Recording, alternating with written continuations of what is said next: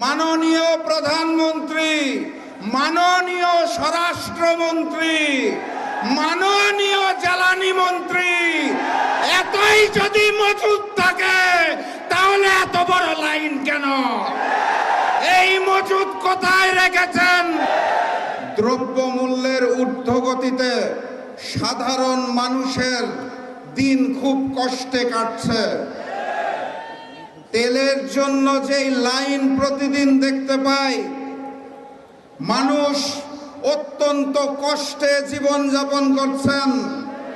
সেই সময়ে সরকার আমাদেরকে বলতে চায় জ্বালানির পর্যাপ্ত মজুদ রয়েছে। সরকারকে কঠিন ভাষায় কথা বললে তো কালকে আবার বাসায় হামলা করবে।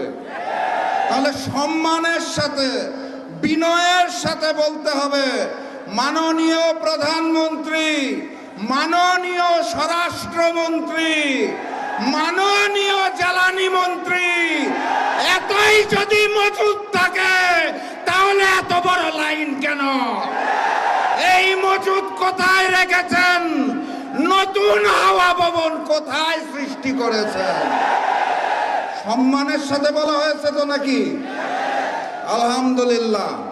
আর আজকের এই সমাবেশ থেকে স্পষ্ট ভাষায় জানিয়ে দিতে চাই, গণভোটের জনরায়ের আলোকে ওই জুলাই সনদ এই বিএনপি সরকার বাস্তবায়ন করবে না।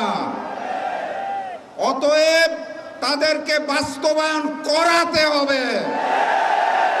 আর আমাকে যারা প্রতিদিন প্রতিনিয়ত হত্যার হুমকি দিচ্ছেন তাদেরকে স্পষ্ট ভাষায় জানিয়ে দিতে চাই, বাংলাদেশের মানুষের সাথে বেইমানি করে, দিল্লির সামনে মাথা নত করে আপনাদের মতো প্রতিদিন ধুকে ধুকে মরব না। আল্লাহ নির্ধারিত সময়ে মৃত্যুবরণ করব, তার আগে পর্যন্ত ইনসাফের জন্য লড়বো ইনশাআল্লাহ। সবাই লড়াইয়ে প্রস্তুত আছেন? আগামী লড়াইয়ের প্রস্তুতি আছে?